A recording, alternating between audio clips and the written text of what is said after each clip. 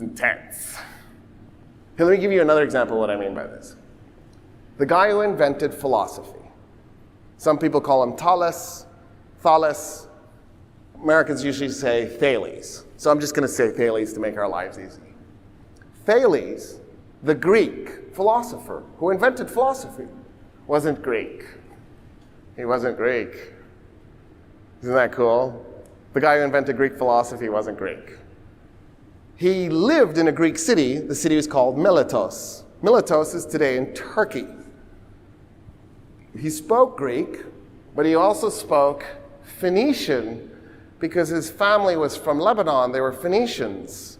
They had moved to Miletos for business purposes. He grew up in Miletos and then produced the world's first ever work of philosophy, a book titled Water is Best.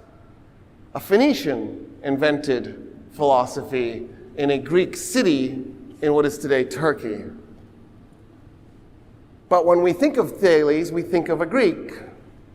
When we think of Heron, we think of a Greek. When we think of Cleopatra, we think of an Egyptian. That's what I mean. What we do is we have this tendency to be selective with how we apply the identities. And that gets all sorts of messy. Okay. So now let's do this. Let's shift. Now that I've got you thinking about identity and how we're careless with it, now I want to found Western civilization. So what is it that makes something West and something not West?